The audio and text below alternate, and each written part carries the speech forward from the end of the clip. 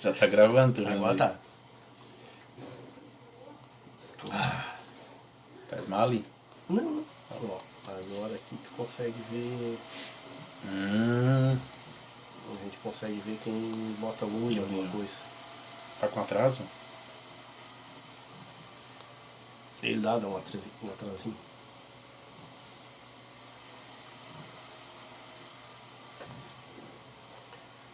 Boa noite, pessoal. Boa noite! Quem está nesse momento aí participando, gostaria que botasse aí se o som está funcionando direitinho, está conseguindo Escutar o louvor. escutar certinho. Só bota um joinha aí, faz favor. Pra gente iniciar mais uma live.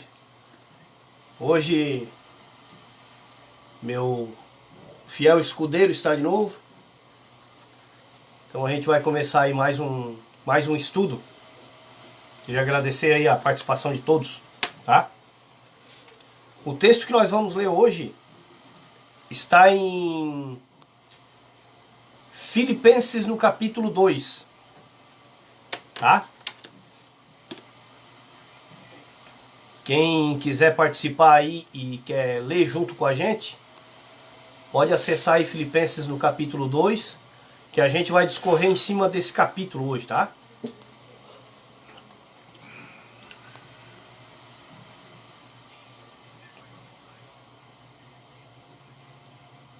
Vou ter que dar um delay da... Bom, então vamos iniciar, tá? Filipenses no capítulo 2. Vamos ver o que o apóstolo Paulo fala sobre e exorta essa igreja, tá? Filipenses no capítulo 2, ele diz assim, ó, a partir do versículo 1. Se há, pois, alguma exortação em Cristo, alguma consolação de amor, alguma comunhão do Espírito, em letra maiúscula, comunhão do Espírito é do Espírito Santo. Se há entranhados afetos e misericórdias, completai a minha alegria, de modo que penseis a mesma coisa, tenhais o mesmo amor, sejais unidos de alma, entendimento, tendo o mesmo sentimento.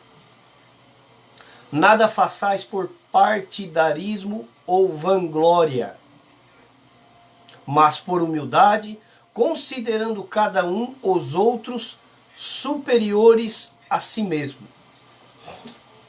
Aqui já começa... O apóstolo Paulo já começa pegando muito forte a respeito de que... como tem que pensar, como é que a igreja tem que andar. São coisas que nós, com o passar do tempo, a gente vem falando muito, batendo muito, como é que eu vou dizer, a gente passa muito tempo debruçado em cima desse assunto. Por quê? Ele é cansativo. Mas mesmo sendo cansativo, é necessário que a gente fale sobre isso o tempo inteiro, tá? Porque são coisas que o povo cristão hoje trabalha muito contra o que o Evangelho diz. Olha o que o apóstolo Paulo diz aqui no versículo 2. Completai a minha alegria, de modo que penseis a mesma coisa, tenhais o mesmo amor, sejais unidos de alma, tendo o mesmo sentimento, nada façais por partidarismo ou vanglória, mas por humildade, considerando cada um os outros superiores a si. A pergunta que eu faço para vocês que estão aí assistindo, é tudo ao contrário ou não é ao contrário? Olha como tem vários tipos de pensamento, vários tipos de entendimento. O amor é um amor fingido na grande maioria das vezes, porque só existe amor desde que eu esteja congregando lá com a pessoa. A partir do momento que eu não congrego mais lá, acabou-se o amor. Então, e quando ele fala aqui no versículo 3, ó, nada façais por partidarismo ou vanglória. O que é partidarismo? Não é partir a igreja, não é dividir ela, não é fazer aquilo que ele condena lá na igreja de Coríntios também. Acaso está Cristo dividido? A divisão, ela causa o quê? Ela tira o mesmo modo de pensar, A divisão faz isso. Ela tira o amor e ela deixa as pessoas de estarem unidas. A divisão ela faz isso, ela acaba com todo o vínculo que a igreja poderia ter. Que era uma das coisas que não só o apóstolo Paulo nisso aqui, mas Pedro, João, até o próprio Tiago, eles zelavam muito por isso. Quando Paulo se aproxima deles lá em Gálatas 2, e eles dão as destras de comunhão a Paulo, era para que a igreja tivesse união. Isso era uma demonstração para eles de que a igreja era unida. Não existia partidarismo. Existia linhas de pensamentos diferentes? Existia. Tanto que Paulo veio pregar para a igreja da graça e Pedro pregar para os judeus. Mas eles tinham uma coisa e um consenso em comum. Nós adoramos o Cristo e vivemos como corpo. Isso era uma prática normal no meio deles. Por isso que eles dão as destras de comunhão a Paulo. Que nos dias de hoje é completamente ao contrário. Igreja tal, ela é igreja tal, não se mistura. Chega até nas festas de finais de ano, aqui na nossa cidade, existe até 2 dias específicos. Um dia das igrejas mais conservadoras e outros dias das igrejas mais liberais. Por quê? Nós não comungamos com não sei o quê e outros não. E assim por diante. É uma divisão sem tamanho.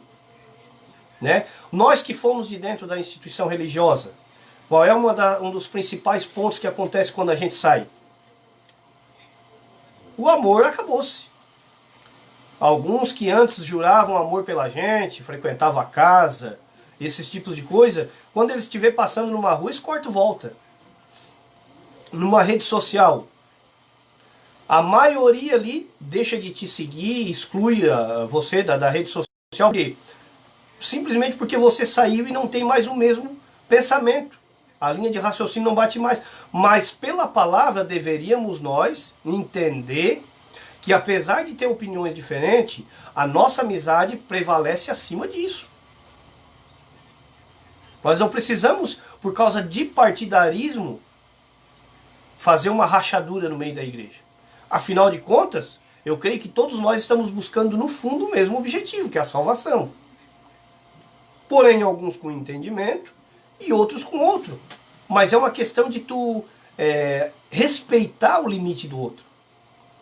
Né? Eu sei que para muitos hoje que estão dentro da instituição religiosa, muitas coisas que a gente fala aqui se torna muito pesado, é difícil de absorver.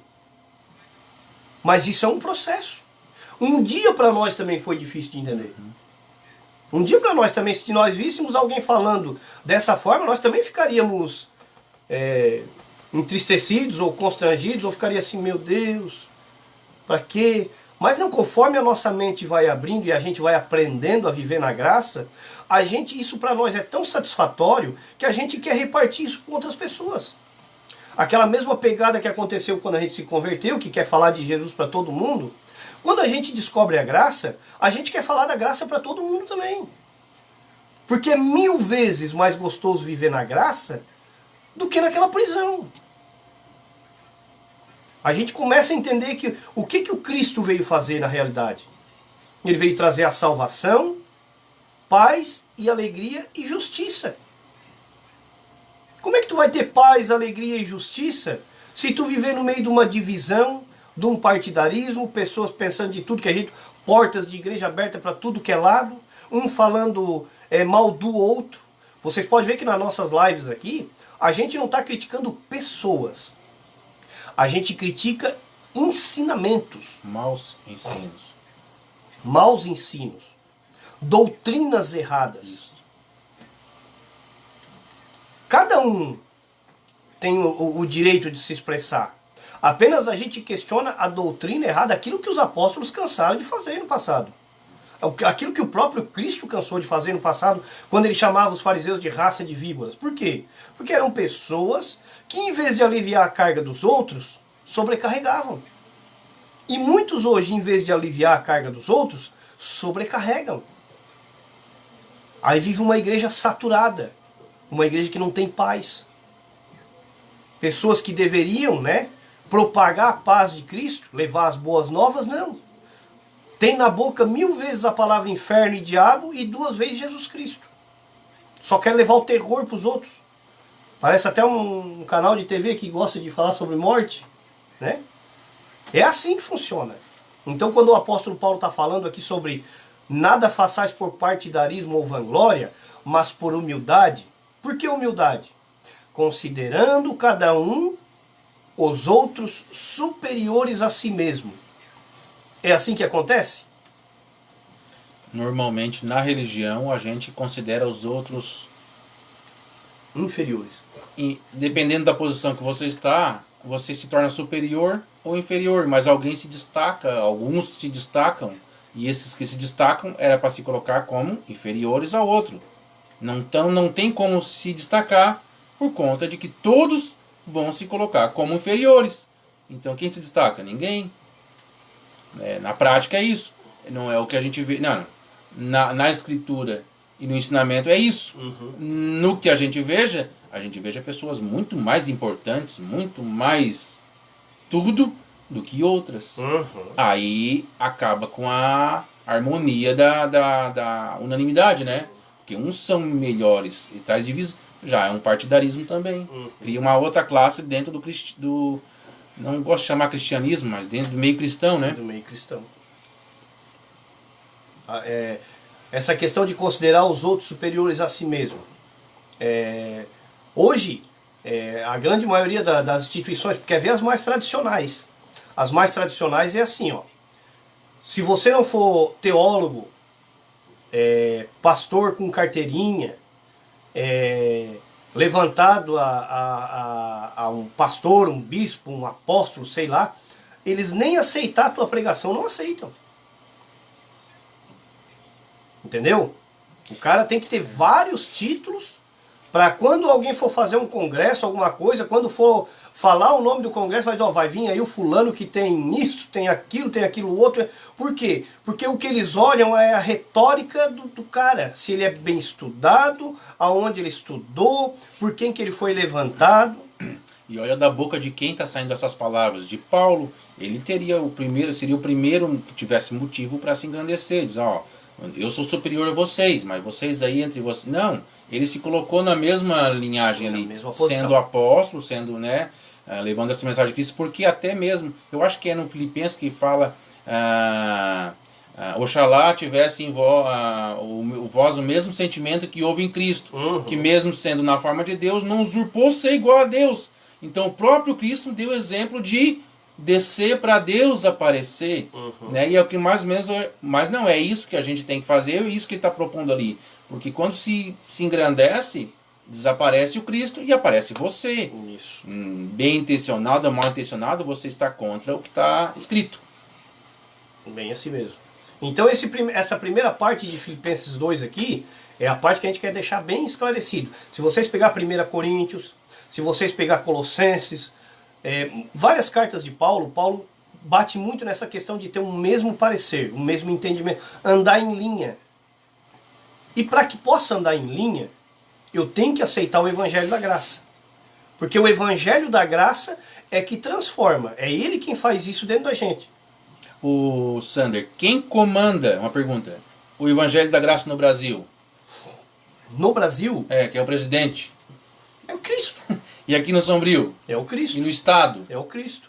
E aqui no nosso grupo? É o Cristo. Ele é o embaixador da graça. É isso aí, essa é a ideia, né? Não é eu o pastor, ou o Sander o pastor, ou tal irmão lá o pastor, não. Todas as pessoas que se reúnem em graça, que têm a reunião em graça, eles têm o Cristo como cabeça, e mais ninguém. Todo local que tem um homem como cabeça, não é o Cristo que é o cabeça, não adianta. Isso é uma coisa que é o mais certo que existe. Aonde está, se não apontar para Cristo, mas todas as igrejas apontam para Cristo. Não aponta, infelizmente não. Não. Começa a olhar a pregação, olha a forma com que é pregada, olha a pessoa que prega, o que ela faz, como que ela age, e você vai ver que ali tem um líder, ele é que manda, ele é que diz o que... Ele é o que dita as regras ali dentro. O Cristo não é superior a ele. É ele quem determina até o que Cristo tem fazer. Quantas orações eu vi de pessoas, eu determino, tu não determina nada, cara. Tu não determina nada. Quem tem todo o poder dentro da Igreja da Graça é o Cristo. É se Ele quiser fazer. A cura é se Ele quiser curar. O decreto no mundo espiritual... Não tem nada disso. Sabe? Não dá. Isso aí é tudo falácia, coisa do Velho Testamento. Isso. Aí o Velho Testamento, como a gente vem cansando de falar sobre isso, o Velho Testamento aponta para lei, não para graça. Como o Velho Testamento aponta para lei, aí as pessoas se utilizam do Velho Testamento para engrandecimento próprio. Porque no Velho Testamento tinha Moisés, que representava o povo. E o povo ficou com tamanho medo de falar com Deus, que o povo elegeu Moisés para que ele representasse o povo perante Deus. Isso no Velho Testamento. Essa prática de hoje, do líder dizer que representa a igreja, que o canal de bênção na igreja é ele, isso é tudo mentira, isso é falácia. Não existe isso na igreja da graça. Não existe Deus passar por um líder para chegar. Não existe. Nós todos, depois que o véu foi rasgado, todos têm acesso ao Pai. Cristo é a ponte que nos liga. A todo aquele que crê, você não depende mais de uma pessoa como canal de bênção sobre a sua vida. Isso é falácia, isso é mentira, isso é Velho Testamento. Tá vendo como o novo e o velho se confrontam? E isso não quer dizer que nós não precisamos um dos outros. Sim. Nós precisamos um dos outros, mas ninguém é superior a ninguém. Mas em E é o congregação. entendimento que o texto está dando, né? Todos os textos. Mas em congregação. O que o homem, com a maldade que existe na carne, o que ele faz? Ele se utiliza desses, vamos dizer assim, subterfúgios, para pegar e começar a mandar.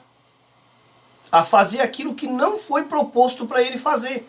Quer ver? Eu vou ler um texto aqui para vocês, para que vocês possam entender bem claro o que a gente está falando, tá? Nossa, nós estamos no comecinho de Filipenses 2. É 2? É. E já deu pano para manga, né? Já. Então só para você, ó, 1 Pedro, capítulo 5. Quero que vocês, se puderem, abrem aí, tá? Não ficou ali. 1 Pedro, Não foi. foi, Ah, tá. capítulo 5.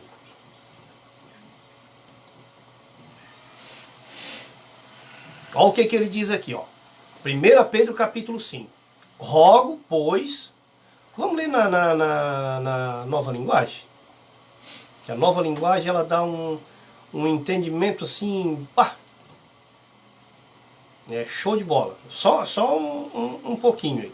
Vamos abrir. Enquanto a gente abre aqui, convido você a abrir aí também.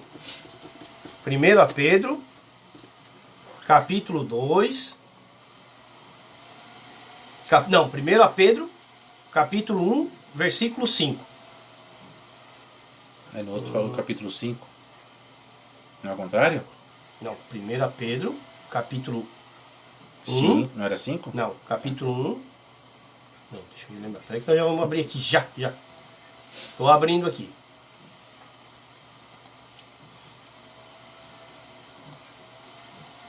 É a nova versão. Isso. 1 Pedro, capítulo 5. 1 Pedro, capítulo 5. Ó o que diz aqui. E agora uma palavra aos presbíteros em seu meio. Você que está lendo aí, está escrito presbíteros no plural? Tá? Presbíteros no plural. Sempre vocês vão ver o apóstolo Paulo nas cartas dele, tanto Paulo quanto Pedro, quanto João, sempre falando em presbíteros, mestres, sempre no plural, porque não existia uma pessoa só que dominava a reunião, vamos dizer assim, que era um guia. Existiam vários. Porque como a palavra é uma coisa muito sutil, se não tivesse vários levantados como guias, se deixasse na mão de um só, esse ia manipular o povo e fazer da maneira que ele queria. Isso te lembra do passado? Alguma instituição do passado? Sim. Sim, sim. Não tem uma instituição do passado que foi uma das primeiras que começou, que existia somente o líder que podia ler a Bíblia? O que ele acabou fazendo? Acabou com tudo. A instituição virou uma coisa de louco, porque apenas um interpretando e falando. Ela começou na terceira. Terceiro século, né? Isso. Da era cristã. Isso. Ó, o que ele diz? Ó, e agora uma palavra aos presbíteros em seu meio. Eu que também sou presbítero, testemunhei os sofrimentos de Cristo e também participarei da sua glória quando ela for revelada. Assim peço-lhes. Também participarei. Olha a convicção de Pedro. Uhum. Que cuidem do rebanho que Deus lhes confiou com disposição e não de má vontade. Não pelo que lucrarão com isso. Olha, mas pelo desejo de servir a Deus. Não abusem de sua autoridade com aqueles que foram colocados sob os seus cuidados, mas guiem-nos com seu bom exemplo. Está vendo o que Pedro está dizendo aqui? Pedro está sendo bem claro. Cuide do rebanho que Deus lhes confiou com disposição e não de má vontade, tá? Não pelo que vocês vão lucrar com isso. Porque pouco lucravam, né? Financeiramente, mas pelo desejo de servir a Deus, e não abusem da sua autoridade com aqueles que foram colocados sob seus cuidados. Tem traduções que chegam a dizer assim, ó, e não tornem ele presas de vocês. Porque não são presas. A igreja pertence para o Senhor. A vocês que têm o dom da palavra, vocês apenas têm que servir de exemplo. Exemplo no quê? Na vida não, exemplo no ensino. Vocês têm que aprender e ensinar para a igreja como que lê. Mostrar para a igreja que não existe nenhuma dificuldade em ler. Pegar ali o texto, ler devagarinho com cada um ponto e vírgula. Porque se tu acredita no que está escrito, automaticamente na tua frente assim a coisa... Ficou assim, nossa, mas estava aí o tempo todo, estava aí o tempo todo. Só que como nós líamos manipulado por alguém... E era tanta função no meio do âmbito da igreja tradicional que não dá tempo de tu parar para dizer, não, agora eu vou entender esse texto. Porque daqui a pouco tem uma reunião disso, daqui a pouco tem uma reunião daquilo. Uhum. Tu não lê a Bíblia. Bem assim. Né? De tanta atividade. As pessoas estão ali participando de louvor, dança, grupo de jovens, que a Bíblia fica esquecida nesse meio. Fica em último plano. E a gente não está falando nem uma mentira. É ou não é verdade? Né? É verdade. É verdade. E o pior é que é assim. A gente participou quantos anos? Eu sou um que participei. Era na época, eu era líder de louvor, né? Do Ministério de Louvor. Eu tinha algum conhecimento bíblico pelo que eu estudei na minha adolescência. E eu me garanti, não, já sei, né? Uhum. E estava naquela boa intenção. A Bíblia diz para conhecer e prosseguir em conhecer. Então eu parei de prosseguir em conhecer. Eu já conhecia, já estava tudo certo. Né? Mas algum dia na tua vida, lá dentro, tu fez estudos dessa forma? Dessa forma não. Só quando eu me abri para o Evangelho da Graça. Quando eu entendi o que é a graça. Porque antes o ensinamento é como se fosse uma obrigação. Era pesado. Uhum. Eu tinha que conhecer para isso. Hoje não. Com os olhos abertos, eu quero conhecer. Eu amo conhecer. Já faz parte de mim. Uhum. Então para mim é lucrativo conhecer. Lucrativo que eu falo no entendimento. Sim. Né?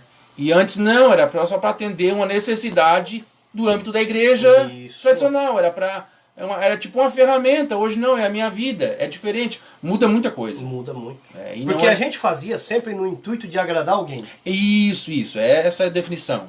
Entendeu? Era sempre no intuito de agradar alguém. Não para agradar a si próprio. É o de aparentar, olha, conhece a Bíblia, conhece as escrituras. Hoje não faz diferença. Não para o cara ficar assim, ó, eu preciso me alimentar. Eu preciso descobrir o que está escrito aí dentro. Eu preciso que isso entre em mim e que mude o meu jeito de pensar, o meu jeito de encarar a vida. Não, eu sempre fazia pensando no outro. Quando eu lia a palavra, eu lia assim, ó, esse texto, esse aqui vai falar com aquele irmão. Também é. Esse aqui vai dar uma pregação no domingo, vai ser gente chorando assim de barde, como os outros. Né? Esse era o nosso pensamento quando a gente estava dentro da instituição. Era sempre pensando no outro. Se eu não quisesse errar, não quisesse falhar, eu não falhava porque eu tinha medo do que os outros iam pensar de mim. Isso. Eu tinha medo do pastor, eu tinha medo disso, tinha medo daquilo. Agora no Evangelho da Graça, não. É pra mim. Ela me confronta, né? É pra mim. Ela me ajusta, ela me corrige. Quanto mais eu viver dentro do que está escrito, é melhor para mim, não é melhor para os outros. O Evangelho é comigo. A gente se reúne como igreja. A comunhão é para fortalecer o corpo, para que nós possamos nos fortalecer no Evangelho, trazer entendimento para a igreja, sabedoria, como se reunir, o que Paulo dizia nas cartas, o que João, Pedro. Nós, como focamos mais nas cartas de Paulo, porque entendemos que Paulo é o apóstolo da graça, Cristo revelou isso para ele, então, para nós é sadio a reunião por causa disso, que a gente sai dali mais fortalecido. Mas a parte de buscar o Evangelho é minha. Eu não dependo mais de outro. Que é isso que Cristo fez quando ele rasga o véu. Quando ele rasga o véu, a Bíblia diz que o acesso nos foi dado a Deus. Nós agora temos um livre acesso. E é somente por ele. Não existe outro caminho. Então por isso que para nós fica muito diferente da maneira com que a gente entendia lá atrás. Vocês estão vendo como nós não estamos em momento algum falando mal de pessoas, mas de doutrinas, de formas de entendimento. Se a igreja tem um entendimento só, como Paulo fala, porque ele diz que a Bíblia não é de particular interpretação, todas as pessoas deveriam pegar a palavra e fazer como a gente está fazendo. Leia o capítulo, leia a carta, para que você possa ter entendimento do que está sendo falado. E você mesmo confrontar. Isso está certo, isso está errado. Isso está certo, isso está errado. Quer comentar alguma coisa? Existe um termo usado, até com muita boa vontade, um termo usado entre os cristãos sobre o devocional, né? Eu estou fazendo o meu devocional. Aparentemente é para conhecer mais a Deus, mas na sua essência é para dizer, eu estou fazendo o meu devocional, é para... né? Eu faço o meu devocional, meu devocional que eu fiz hoje, sabe?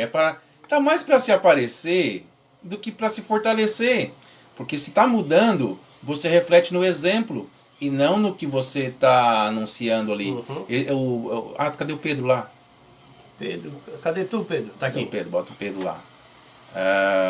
Cadê aquela parte ali do exemplo ali? Aqui. Não abuso da autoridade que eles foram. Uhum. Aqui, ó. O 1 Pedro 5, o versículo 3. Ele leu, eu vou repetir. Não abusem da autoridade com aqueles que foram colocados sob seus cuidados. Não é só o seu comando, é cuidado. Não é comando, é cuidado. Mas guia-nos com o bom exemplo. É a prática. Não é o que você garganteia. É a prática. Uhum. É isso que vai definir. E é isso que está escrito. É isso que nós temos que se posicionar. A questão é que a cristandade não se posiciona como está escrito. Porque não conhece as escrituras. E se está escrito? Está escrito. Eu creio. Eu creio. É assim que funciona. O versículo errado 4, não vou estar, né? Pelo menos estou acreditando em algo que está escrito. Filipenses 2, no versículo 4. Não tenha cada um em vista o que é propriamente seu, senão também cada qual o que é dos outros. Tende em vós o mesmo sentimento que houve também em Cristo Jesus. Pois ele, subsistindo em forma de Deus, não julgou como usurpação o ser igual a Deus.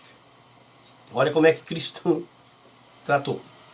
Antes a si mesmo se esvaziou, assumindo a forma de servo, tornando-se em semelhança de homens e reconhecido em figura humana, a si mesmo se humilhou, tornando-se obediente até a morte e morte de cruz.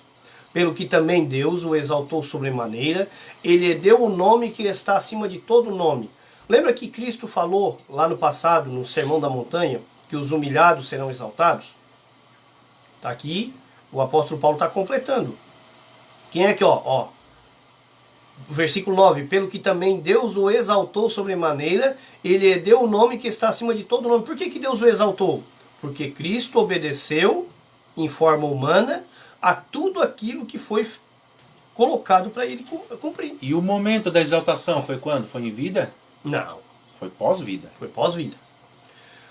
Para que... Do Cristo. Do Cristo. Cristo ressuscitado, né? Uhum. O 10. Para que ao nome de Jesus se dobre todo o joelho, nos céus e na terra e debaixo da terra. E toda língua confesse que Jesus Cristo é o Senhor, para a glória de Deus Pai. Assim, pois, amados meus, como sempre obedecestes, não só na minha presença, porém muito mais agora na minha ausência, desenvolvei a vossa salvação com temor e tremor. Porque Deus é quem efetua em vós tanto o querer como o realizar, segundo a sua boa vontade. Tá, ó. Vamos ler de novo, versículo 13. Porque Deus é quem efetua em vós tanto o querer como o realizar.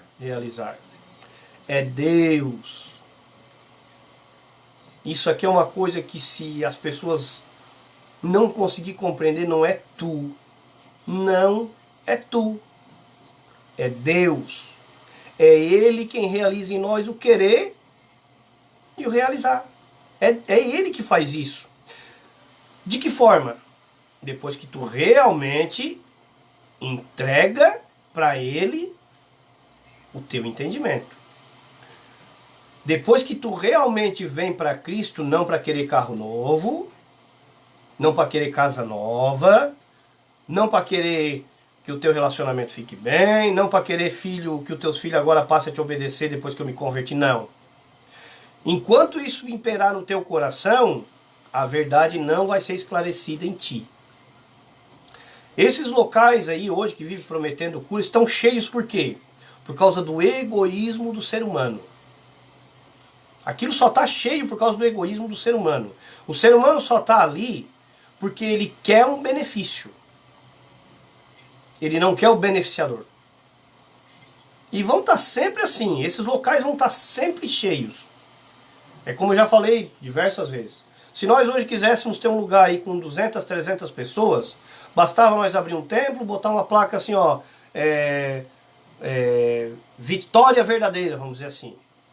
E botar sexta-feira é a noite da vitória, na quinta-feira, na quarta-feira, os seus sonhos se realizarão, e assim por diante. Mas aquilo enche, porque o ser humano ele só quer benefício próprio. Podemos botar assim na segunda-feira, noite do auxílio emergencial. Que não vai encher. Vai dar trabalho para acessar, né? Vai socar de gente atrás do auxílio emergencial. Vai dar negado. O ser humano quer isso. O ser humano quer benefício próprio. Como o Evangelho da Graça não oferece isso, ele oferece o Cristo. Por isso que muitos ficam nessa luta e ficam frequentando locais onde não se aprende absolutamente nada. Quando vem com uma verdade dessa, você começa assim, não, eu não quero ouvir, não pode ser verdade, não pode. Não adianta. É o que eu aprendi. Infelizmente é assim. Por isso que eu entendo que nem todos gostam da graça, nem todos vão participar da graça, nem todos vão procurar uma reunião em graça. Eu digo nem todos, eu digo uma minoria. A igreja de Cristo, Deus do passado, quando Cristo cessou ali com o pão, ele disse, a partir de agora não tem mais pão. Porque o povo estava vindo, a multidão estava vindo. Ele cortou o pão, correu tudo. Ele olhou para os 12 e disse, vocês não querem também? Então Deus do passado, o apóstolo Paulo podia contar com 3, 4 só. Pedro podia contar com 3, 4. A igreja verdadeira, que eu não estou aqui dizendo que não existe salvação em outros lugares, existe. Eu estou dizendo a igreja verdadeira. A igreja é aquela que quer o Cristo, que não quer benefício. Que sabe que para mim ser um cara bem sucedido eu tenho que estudar, trabalhar. Se eu quiser ter alguma coisa na vida, eu tenho que estudar, trabalhar. Se eu quiser que as minhas finanças não dê errado, eu tenho que ser organizado. A pessoa que está em Cristo e que tem entendimento e tem sabedoria, ela sabe que essas coisas dependem dela. Ser organizado, isso aí é com cada um de nós. Não adianta ficar botando a culpa em Deus das coisas que não dão certo. É culpa nossa. Ele nos deu a salvação, sabedoria, entendimento. Basta eu agora fazer as coisas com entendimento. Quando eu vejo que para cá não está dando, eu tento para lá e assim por diante. Agora eu tenho que buscar o meu melhor caminho, vamos dizer assim. Mas ele promete para mim a salvação. Como tu bem pontuou ali, a gente não está falando sobre salvação daquele que congrega aqui, congrega lá. Salvo, ele salva aquele que quiser. Isso não muda. Mas a tua conduta de se posicionar de uma forma, pelo menos ler, né? Ler, entender e aí se posicionar conforme está escrito, vai causar benefício aqui dentro, em você, né? Talvez não vai causar benefício para o meio que você convive. Vai te afastar, vai te prejudicar, vai criar maus olhados, né? Mas ele vai te beneficiar tanto aqui dentro que tu não negocia mais, porque o benefício foi muito grande para você negociar, sabe? Você pode ficar sozinho, sem nada, e ele vai ser suficiente. Deus é suficiente, né? É a nossa suficiência, né? Eu vejo assim ainda muito hoje cristãos buscando pregadores que vivem prometendo coisas assim: você vai ser isso, você vai ser aquilo, você vai. Eu vejo muito isso na internet, principalmente. Esses caras se destacam, têm muitos seguidores, porque eles prometem um evangelho e eles pegam ponto dos evangelhos, principalmente do Velho Testamento, onde ele diz que tu será bem sucedido, que tu será isso, como se fosse uma educação financeira. Por que é ruim tu conciliar isso a Deus? Porque tu conciliando isso a Deus, tu tá mostrando que o evangelho veio para te trazer conforto. E o evangelho não veio para trazer conforto. O evangelho veio para trazer salvação e entendimento. Agora, depois que eu entendo que o evangelho veio para trazer salvação e entendimento, aí eu começo a entender que se eu for cristão, buscar em primeiro lugar o Senhor e seguir um trajeto, vamos supor, eu quero ser um empresário bem-sucedido. Aí eu vou buscar meios de tentar ser um empresário bem-sucedido. Mas eu não vou tentar vincular aquilo dali à palavra. Por quê? Porque se para mim começar a dar certo, as outras pessoas que começar a vir vão dizer assim: não, se deu certo para ele, vai dar certo para mim também. E acha que vai simplesmente cair do céu. Eu busco a Deus e Deus vai me dar uma empresa e as coisas vão acontecer. Não, não é assim. Por isso que é o perigo de tu conciliar essas coisas a Deus. Porque isso tem mais a ver com nós. De eu ter o dom para fazer a coisa, eu ser responsável. E a garantia que tem ali, ele fala em Efésios que ele nos abençoou com toda sorte e bênçãos nas regiões celestiais. Não é nas carnais, não é matéria, gente, é espiritual. Não que Deus não queira que a gente prospere. Sim, sim. Não é esse o caso que Mas Deus não não quer. Mas não é a proposta dele. Só que a proposta não é essa. Entendeu? Não adianta também eu ser um empresário bem-sucedido e não ter conhecimento nenhum de palavra, de Bíblia. Entendeu? Então é essas coisas que a gente tem que analisar. O versículo 15 ele diz assim, ó: para que vos torneis irrepreensíveis e sinceros, filhos de Deus inculpáveis no meio de uma geração pervertida e corrupta, na qual resplandeceis como luzeiros no mundo, preservando a palavra da vida, para que no dia de Cristo eu me glorie de que não corri em vão, nem me esforcei inutilmente. Entretanto, mesmo que seja eu oferecido por libação sobre o sacrifício e serviço da vossa fé, alegro-me e, com todos vós, me congratulo. 18. Assim, vós também, pela mesma razão, alegrai-vos e congratulai-vos comigo. Espero, porém, no Senhor Jesus, mandar-vos Timóteo o mais breve possível, a fim de que eu me sinta animado, também tendo conhecimento da vossa situação, porque a ninguém tenho de igual sentimento que, sinceramente, cuide dos vossos interesses. Tá? Vocês podem ver, ó, ele está elegendo Timóteo, porque ele sabia que Timóteo tinha cuidado com os interesses dos outros. Naquele universo de pessoas que existia, Paulo nesse momento podia contar com quem? Tá? 22. E conheceis o seu caráter provado, pois serviu ao evangelho junto comigo como filho ao Pai. Tá? 23. Este com efeito é quem espero enviar, tão logo tenha eu visto a minha situação. 24.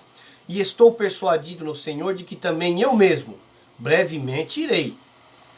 Julguei, todavia, necessário mandar até vós Epafrodito, por um lado, meu irmão, cooperador e companheiro em lutas, e por outro, vosso mensageiro e vosso auxiliar nas minhas necessidades.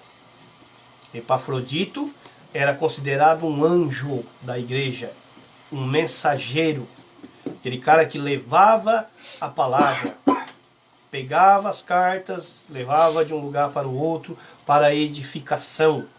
E ele também era o quê? Um facilitador das necessidades de Paulo. Ele arrecadava algumas coisas e conseguia trazer para Paulo, para que Paulo não passasse necessidade. Tá? Visto que ele tinha saudade de todos vós e estava angustiado porque ouvistes que adoeceu. Epafrodito tinha adoecido. Com efeito, adoeceu mortalmente. A doença dele foi bem grave.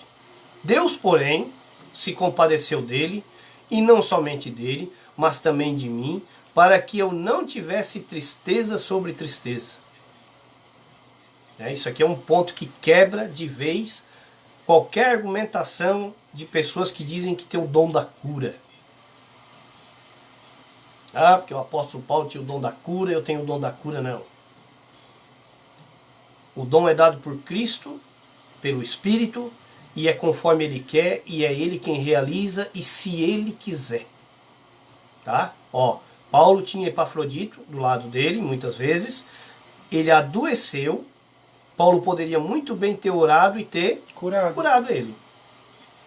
Por que não? Não aprove ao Senhor. Mas no versículo atrás ele fala que de Deus vem o querer e o efetuar. Não adianta dizer, eu te curo em nome de Jesus. Mesmo que o nome de Jesus tem que estar em linha com o que Jesus quer fazer. Então é mais fácil o próprio Jesus fazer do que tu ficar se posicionando. Horas dá certo, horas não dá certo, horas tu glorifica, horas tu faz ele passar vergonha. Isso. Aí, como aconteceu num lugar, uma vez uma senhora que tinha câncer, e ela era câncer na cabeça, e ela dava umas crises. Aí levaram ela nesse lugar, numa instituição aqui na nossa cidade. Chegou lá, deu uma crise nela durante o culto, os caras começaram a expulsar o demônio, e expulsa demônio, expulsa demônio, expulsa demônio, e nada de sair, até que um dos parentes pegou e disse assim, não, isso aí é umas crises que dá nela, porque ela tem um tumor na cabeça. Aí o cara ficou indignado, disse, então tira ela daqui, vocês vão fazer a gente ficar perdendo tempo aqui, não sei o que, não sei o que, não sei o que. Aí pegaram ela, botaram dentro do carro, levaram para casa, até passar aquele momento da crise. Depois passou. Porque esses locais, eles querem o quê? Eles querem pessoas que eles possam entrar na mente, expulsar um pseudo-demônio, a pessoa se sentir bem, para poder depois lá em cima dizer, ó, por isso que vocês têm que ficar aqui. Porque aqui nós temos o dom da cura. Tá? Isso é mentira. É só esse fato de dizer, você foi abençoado aqui, então fica aqui com a gente. É uma conversinha para aprender. Poxa, Jesus te libertou e o homem está te prendendo. Com um avanço, sutileza, né? Disfarçando de um abate, foi beneficiado aqui. Por que não fica aqui? É porque eu sou livre, eu vou para onde eu quero. É como se fosse assim, ó. Eu tô com uma doença, vou lá no hospital, eles fazem um tratamento e eu saro. Eu vou morar no hospital? Eu vou sair e vou tocar minha vida. Pra que eu vou ficar refém de morar no hospital? Não tem lógica, cara. Eu tava doente e vim para essa igreja e Deus me curou. Eu não saio mais daqui por nada do mundo. Tu vai morrer ali. Ou tu acha que a tua hora não vai chegar? Ou se tu ficar congregando ali, tu vai viver curado 2.000 anos, 3.000 anos. Entendeu? Então o que as pessoas tendem? Eles tendem a conciliar a aquilo que acontece com ela ao local que ela frequenta, ao o esforço que ela faz. Ah, eu fui de joelho até tal lugar. Não, gente. Se tu recebeu uma cura, foi porque Deus quis, não foi pelo que tu fez. A palavra diz isso, não é pelo que nós fizemos, mas é pelo que Ele fez. Nós não temos mérito nenhum nisso. Se as pessoas conseguissem entender isso, o peso que sai de cima de você é tão grande que você não tem noção. Quando você entende que é tudo dele, por ele e para ele. E uma coisa interessante também de falar, de acrescentar para quem é indeciso nessas coisas, que se move com facilidade a essas coisas, que é mais emocional, pergunta para Deus: Deus, tu quer que eu fique aqui? Me mostra. Ele vai mostrar. Com certeza ele vai mostrar. Mas você tem que ter essa sinceridade. Não de aceitar, não, tudo é de Deus e ponto. Não. Tá, mas e assim, Frank, ó, e mostra de que maneira? Ir atrás de um profeta? Tem que ler, né? Não é mostrar por homem, gente. Entendeu? É pela leitura, ó, pela busca, pessoal. Tem gente que vai escutar isso, vai pensar assim, então eu vou lá, se Deus falar comigo através de alguém. Não, gente. É através da palavra. Da palavra, né? O profeta de plantão, ele já sabe certinho o que ele vai te dizer. Certinho. A gente vê, aí quando começa a se posicionar, eles vão lá atrás da arca, mas a igreja é a arca de Noé, não saia da arca, não vai pro dilúvio, começa com essas conversas. Né? A igreja não é arca nenhuma. O profeta de plantão, ele está dentro de um local, a hora que tu entra, que ele sabe que tu nunca foi ali, ele já começa. Opa, não conheço essa pessoa. Aí, ele vai olhar a mulher, ou o homem, não conhece, vai ver se tá isso, se tá aquilo, cabelo pintado, tem tatuagem, tem isso, tem aquilo. Ele começa a fazer toda uma leitura da pessoa para saber o que ele vai dizer. E quando na mente dele ele não consegue dizer nada, que ele não consegue definir se a pessoa é crente ou não, ele vai chegar na pessoa e vai dizer assim, ó, o Senhor mandou te dizer que aquilo que tu estava orando essa noite, ou essa semana, ele vai fazer.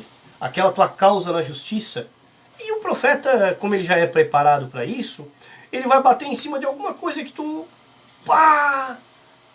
Não é que eu estava falando sobre isso mesmo essa semana? E como é simples de enganar as pessoas. Se eu quisesse ser um profeta de igreja, rapaz, o que eu revelava depois era uma festa. A Bíblia diz uma festa. A Bíblia diz que eles enganam e são enganados. E eles acreditam no próprio engano. É isso que eu quero chegar. Então eles enganam tanto, ou foram tão enganados, que eles acreditam que aquele engano é uma verdade. Não, mas é verdade, eu faço com o coração sincero, sim, porque foi enganado. E tu tá acreditando, tá enganando e sendo enganado. Abre o olho. Isso que a gente está falando são más doutrinas. Doutrinas erradas. Doutrinas erradas. Maneiras de entender o Evangelho de forma errada. Na Igreja da Graça não existe mais isso. Na Igreja da Graça existe apenas um líder, que é o Cristo. Os outros são todos cooperadores. Os dons que existem hoje é de mestre, evangelista, tudo falando na questão de ensino. Porque a igreja hoje, a Igreja da Graça, ela precisa ser ensinada. Não precisa de malabarismo, ela precisa de ensino. Porque uma igreja que é ensinada, ela não cai na mão de falsos profetas. Por que vocês acham que quando Paulo vai se despedir da igreja de Éfeso, ele reúne os irmãos na beira da praia, e a oração dele com a igreja é assim, ó, eu sei que depois da minha partida, se levantarão no meio de vocês, daqueles que estavam ali abraçados com Paulo, lobos que não perdoarão o rebanho. Leia lá você lá em Atos, se não me engano é Atos 22. Efésios? Não, é Atos. É. Leia você lá para você ver. Mas é para a igreja de Éfeso? É para a igreja de Éfeso. O Paulo dizendo, ó, dos que estão aqui abraçados comigo aqui, se levantarão homens que não perdoarão o rebanho. Porque a vontade de se aparecer é tamanha que eles passam por cima de qualquer coisa, gente. O cara não tem dom de nada, mas ele vive dentro de igreja entregando profecia para as pessoas poderem dizer que ele é um homem de Deus. E aquilo é que conforta ele. É aquilo que faz ele acreditar que ele é uma pessoa de Deus. Ele não consegue simplesmente crer que o Senhor habita com ele. É necessário que pessoas ficam dizendo para ele assim, ó, tu é uma pessoa de Deus. Se tu não tem convicção do que tu é, aí o que tu tem que fazer? Como fazem essas pessoas? Tu tem que ficar inventando coisas para que tu possa escutar da boca das pessoas que tu é uma pessoa boa. É igual aquela pessoa que vai numa casa de uma pessoa dar uma cesta básica. Como ele não se considera uma pessoa boa, ele vai lá entregar e bate uma foto. Eu estou falando daqueles que fazem e mostram aquilo que fazem. Ele é uma pessoa que tem necessidade que as pessoas digam que ele é uma pessoa boa. Aí ele vai lá e posta na rede social, para que as pessoas possam ficar embaixo dizendo assim, bah, que pessoa boa que tu é. Aí ele fica assim, ah, eu realmente sou uma pessoa boa. Ele não acredita que ele é uma pessoa boa, ele necessita que outros falem para ele que ele é uma pessoa boa. Essa questão do evangelho que nós estamos falando é assim também. São pessoas que têm necessidade, que não acreditam que o Senhor habita com ele, são pessoas que têm necessidade de fazer alguma coisa para impressionar pessoas, para que as pessoas possam dizer assim, ó, tu é uma pessoa de Deus. E o que eu estou falando agora, irmãos, é de Deus, pode ter certeza. Pode ter certeza. Tá? Queres ler os últimos 3 versículos ali? É o 28. Por isso, também mais me apresso em mandá-lo. Está falando de quem aqui? Do Epafrodito. Para que, vendo-o novamente, vos alegreis, eu tenha menos tristeza. Recebei-o, pois no Senhor, com toda alegria, honrai-o sempre, e honrai sempre a homens como esse. Honrai, né? É, mas por quê? Lê o versículo 25. Por que ele pede para eles honrar ele? Olha o versículo 25. Julgai, todavia necessário, mandar até vós... Julguei. Todavia necessário, mandar até vós, Epafrodito, por um lado, meu irmão, cooperador e companheiro de lutas. Companheiro. E por outro, vosso mensageiro e vosso auxiliar nas minhas necessidades. Por que Paulo está dizendo que eles tinham que honrar uma pessoa dessa? Uma pessoa que fazia sem vontade de aparecer. Fazia por livre e espontânea vontade, porque queria ver o benefício dos outros. O que a gente está fazendo aqui hoje, estamos ganhando alguma coisa com isso? Não. A gente quer ver o benefício do evangelho na vida das pessoas. Fazendo as pessoas ficar livres das amarras. Tanto é, aí você, estão sendo hipócrita. Querem juntar uma turma para... Sabe qual é a nossa linha de pensamento em graça? Nós temos um grupo aqui de... o quê? Se reúne ali entre umas 6, 8 pessoas, mas tem um grupo de 15 pessoas, né? É um grupo de 15, mas vai 6, vamos dizer assim. Vai 6 ali, horas vai uns, vai outros. Esse é o grupo. Se venha por acaso aumentar o número, qual é a ideia? Começar em outra casa. Outra casa, a gente não quer aglomeração para dizer, aquele movimento ali está crescendo. Não vai aparecer. Quem vai aparecer é o Cristo. Não vai dar notoriedade para os líderes. Porque, é um grupo de 6. É um grupo de... né? Uhum. Não tem ninguém. Não tem ninguém. Tem Cristo. Tá? É o que vai aparecer. É essa a proposta que o próprio Paulo tá decretando ali em todo o texto, toda a carta, em todo... Boa noite, Felipe e Ruth. Pelo seu próprio exemplo. Recebei então, pois, no Senhor com alegria e honrai sempre a homens como esse. Né? Versículo 29, agora o 30. Visto que, por causa da obra de Cristo, chegou ele às portas da morte. Visto que, por causa da obra de Cristo, chegou ele, o Epafrodito, não consigo pronunciar, às portas da morte, e se dispôs a dar a própria vida para suprir a vossa carência de socorro para comigo. Merecia honra? Claro que merecia. É uma pessoa que estava preocupada em se dar bem às custas do evangelho? Não. Ele abriu mão da própria vida, passou por doenças em benefício de outros. Então uma pessoa que não tinha ambição de ganhar nada, mas apenas vê a alegria e a satisfação. Mesmo a pessoa com a integridade dessa, não estamos exaltando ali, mas estamos honrando o posicionamento dele. Mesmo a pessoa com a integridade dessa, bota 10 reais, ele vai ajudar o outro. Bota 1 milhão na mão desse cara, ele vai distribuir. Ele não vai conseguir ficar rico. Porque ele vai bota 10 milhões, ele não vai. Ele já se renunciou, a vida dele já está nula. É que isso é dele. É. Se Paulo quisesse ter ficado rico naquela época, teria dava, Paulo ter ficado podre de rico. Pedro. Dava. João. Todos eles. Entendeu? Por que eles não Jesus ficaram? Cristo poderia ficar rico. Porque eles entenderam uma coisa. Quando Cristo falou, o amor ao dinheiro é a raiz de toda espécie de males. Quando eu começo a botar na minha mente, hoje o que tem acontecido muito é isso, tá? Essas várias portas que tem aberta, por mais que eles utilizem a palavra graça, não é graça, é dinheiro, tá? Essas pessoas, a grande maioria desses caras que começam um novo mover, uma nova instituição religiosa, no fundo, eles querem dinheiro, eles querem viver bem. Por quê? Eles estão vendo outros viver bem. É simples, é fácil.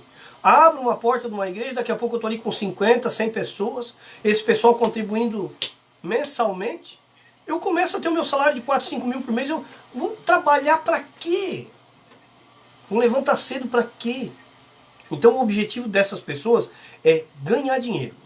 A grande maioria esmagadora é ganhar dinheiro, é benefício próprio. As pessoas, como é que vocês julgam se uma pessoa está ali realmente pelo Evangelho? Uma pessoa que, em primeiro lugar, ele não se preocupa com o lucro. Lembra o que Pedro falou ali? Existe pessoas assim. Existe pessoas assim. Existe. Como a gente fala, então tá falando de pessoas, tá falando de atitudes, né?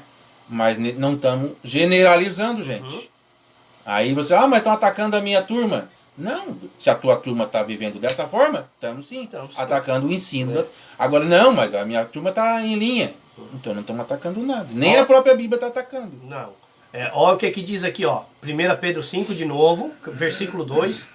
Que cuidem do rebanho que Deus lhes confiou com disposição, não de má vontade, não pelo que lucrarão com isso, mas pelo desejo de servir. E a grande maioria hoje, a maior preocupação é com o quê? Lucro. Algumas instituições aí que são mais batidas, que são mais mal faladas na mídia, que eles assumem realmente que o negócio deles é dinheiro. Qual é o objetivo deles? Eles têm até metas mensais. Se tal líder que está lá frequentando não atingir a meta naquela cidade, eles trocam o cara. E tem pessoas que frequentam isso. Conhece alguma coisa de evangelho? Nada, absolutamente nada. Mas estão ali por quê? Porque tem alguém prometendo que se ele der o dinheiro vai acontecer coisa boa com ele. E assim que acontece. Agora, tu pega aqui o evangelho, Paulo falando com a igreja, dizendo que Epafrodito quase morreu. Abriu mão da sua própria vida em favor dos outros. Em favor da necessidade dos outros. Fazia viagens, arrecadava algumas coisas para trazer para Paulo, que a grande maioria das cartas de Paulo passou dentro da prisão. Era necessário que alguém trouxesse mantimento para ele. Nós tínhamos naquela época, na grande perseguição que houve em Jerusalém, muitos irmãos da Ásia passando necessidade. O que esses homens teriam que fazer? Fazer viagens missionárias, arrecadar de uma igreja mais rica, levar para uma mais pobre. A viagem que Paulo fez lá, que ele relata em Coríntios, passou em algumas cidades, passou em algumas igrejas mais ricas, arrecadou, levou para os irmãos em Jerusalém que estavam passando necessidade. A preocupação deles era para com os outros e não consigo mesmo. E eles levavam para a necessidade das pessoas, não para enriquecer, não para ganhar dinheiro. Então o evangelho, gente, ele é tão simples da gente interpretar ele, tão simples, que às vezes a gente fica até assim, poxa, estava na nossa frente esse tempo todo e a gente não sabia. Não é que a gente não sabia, a gente que fazia de conta que não queria ver. Porque entra no nosso coração o egoísmo. Antes de querer viver uma vida do evangelho, a gente pensa em posições. Eu fico ali porque o pastor está me dando cargo.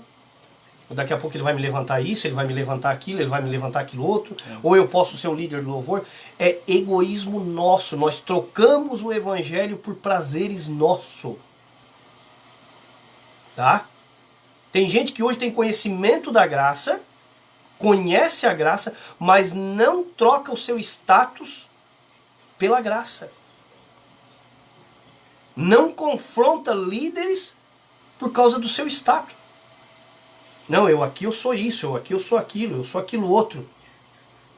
Por isso que não tem como tu viver a graça dentro de um local tradicional e que prega lei. Não tem como. E o cara que está ali, ele está ali, como é que a gente se fala assim, camuflado. Ele diz viver uma graça, mas que na realidade não é graça, porque se ele for viver a graça, ele vai ter que confrontar com o que está sendo pregado. E esse momento do confronto vai fazer o quê? Ele tomar uma atitude. Aceito a graça ou fico com a lei? Nós optamos pela graça. Optamos pela graça. Pura e simples. Eu consigo congregar dentro de uma instituição religiosa hoje com esse pensamento? É claro que não. Eu vou ter que confrontar um monte de coisa. Vai levantar a mão as quantas vezes? Não, na Bíblia diz assim. Eu vou para lá fazer contenda para quê? Não adianta fazer contenda. É conforme o Senhor vai abrindo o entendimento. Entendeu, irmãos? Mesmo que no formato da igreja tradicional não se abre espaço para te levantar. Um fala e os outros escutam.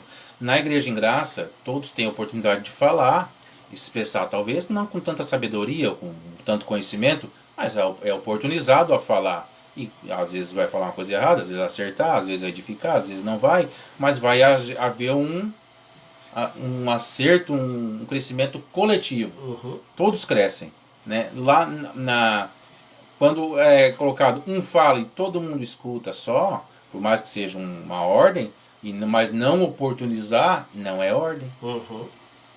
E o que o líder dentro do local ele fica analisando? Se ele vê que o cara já tem um resquício de ser meio...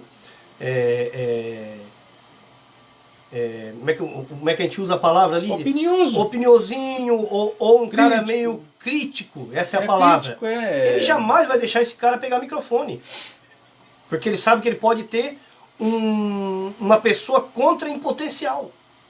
Por isso que ele sempre analisa dessa forma. Aquele que é mais meu puxa-saco é o que eu deixo falar. O que não é muito meu puxa-saco, esse eu já vou tirando meio de canto. Na igreja em graça, não. Todos são importantes. A gente dá oportunidade para todo mundo falar. Acontece na igreja da graça de precisar exortar alguém? Acontece. Ser exortado. Claro, ser exortado. Por quê? Porque vai chegar momentos que a gente vai entrar num assunto onde uma grande parte de repente não vai conseguir entender daquela forma. A gente vai ter que entrar num consenso, fazer uma votação para que a gente possa andar dentro de um mesmo entendimento. Mas todos. Não é um que diz assim, ó, não, a partir de hoje é assim, ponto final. Isso está errado. Não é dessa forma. Eu ganho dinheiro e vocês que se lasquem. Mas o interessante é eu ganhar o meu salário. Não, mas para aí. O dinheiro que está vindo aqui não é para a igreja? A arrecadação não é para a igreja? Não é para a necessidade? Aqueles que gostam do dízimo. O dízimo lá no passado não era para o órfão, para a viúva, para o necessitado? É um direito do órfão, do viúvo. Quando que esse dinheiro chega para o órfão, para a viúva, para o necessitado? Nunca. Não chega nunca. Nunca. Alguém questiona? Não questiona por quê? Vou perder o meu cargo, eu? Vou confrontar e não poder mais cantar na igreja?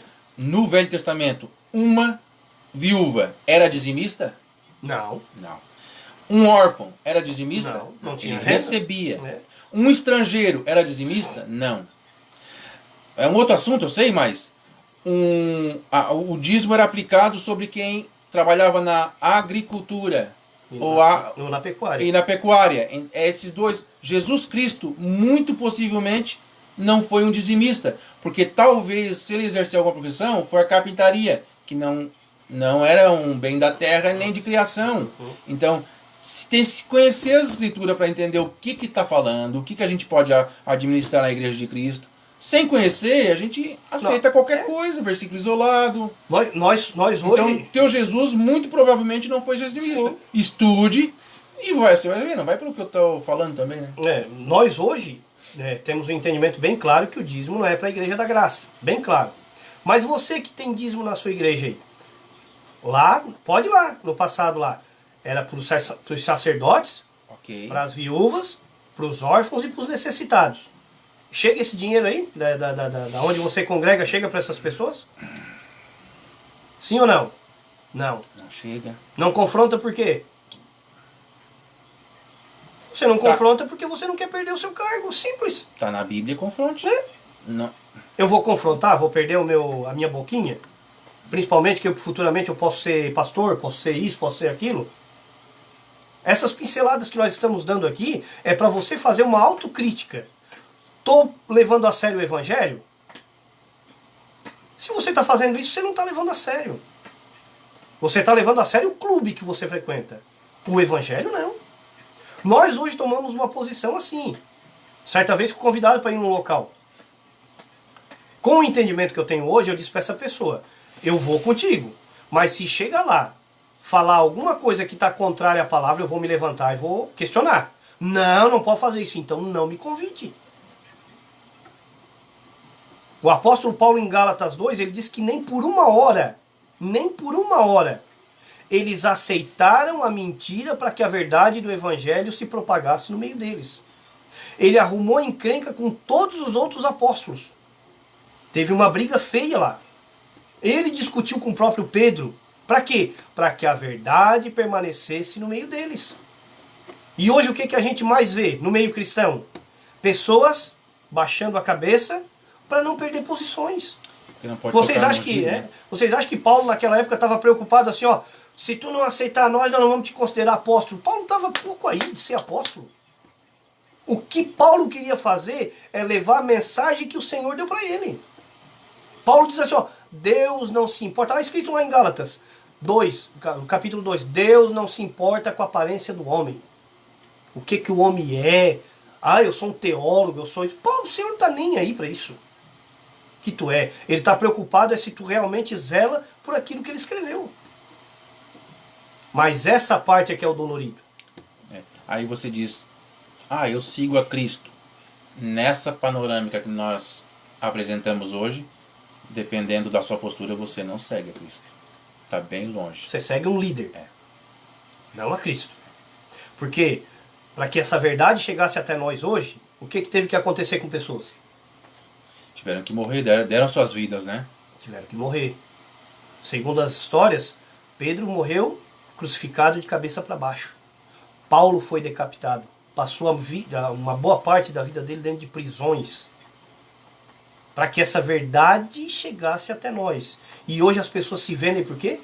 Por um cargo. Você está vendo como é grave isso, como é sério isso? Isso é muito sério. Não é brincadeira, não. Hoje nós poderíamos estar dentro de uma instituição?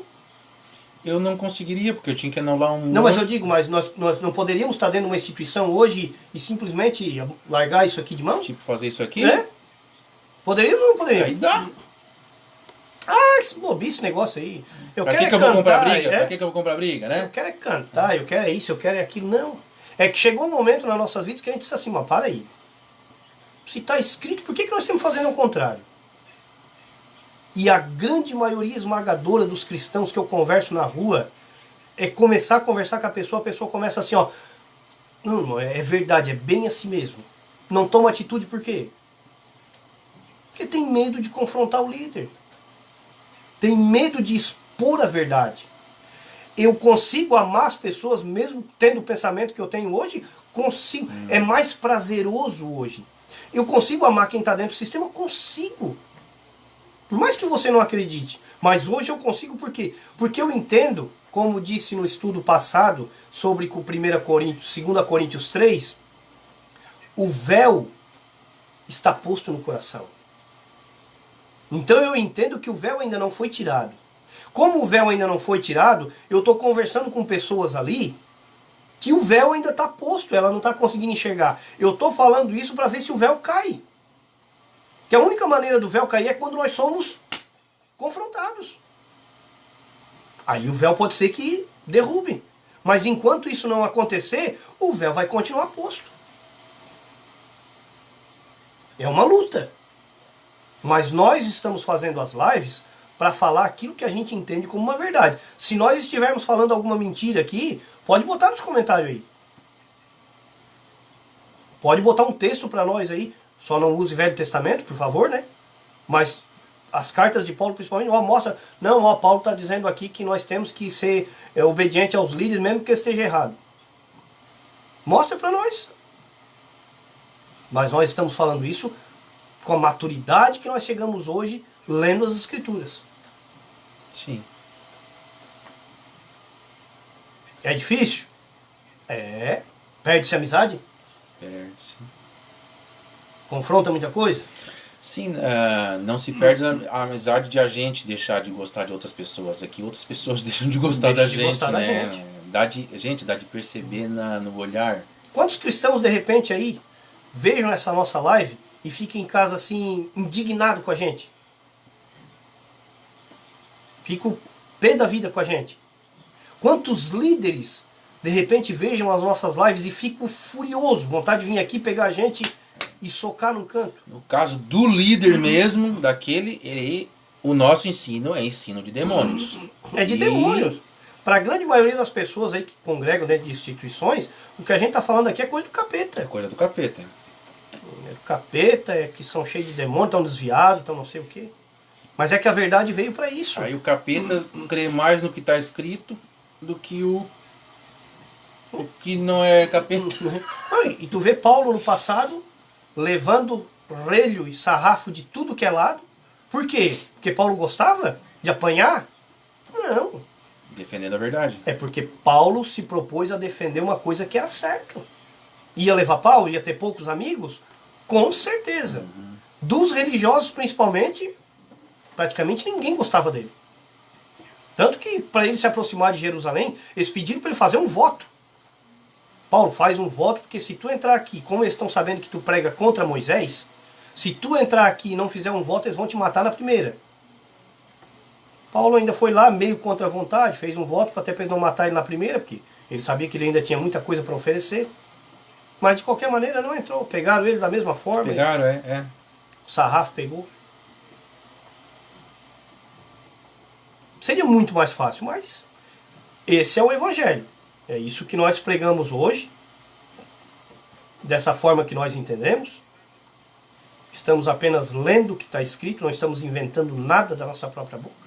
Pegue você em casa, lê e veja aí se o que nós estamos falando está errado ou está certo. Quer falar mais alguma coisa? Não, é isso aí, gente. Eu acho que mais explicado impossível, né?